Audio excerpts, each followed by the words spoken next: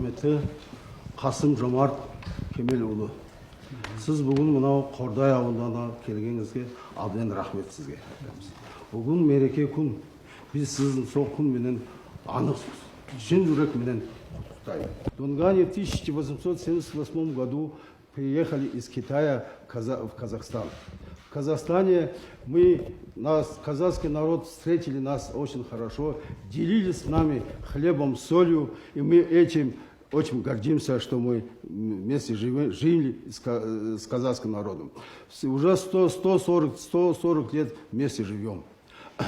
Под внутренним руководством президента и правительства все этносы, которые живут в Казахстане, сохранили свои обычаи, традиции, язык свой. И это благодаря казахскому народу и благодаря правильной политике президента и правительства Казахстана.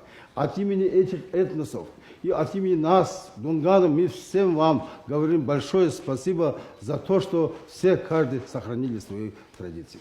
Кроме этого, как вы уже знаете, у нас 7-го здесь произошло происшествие.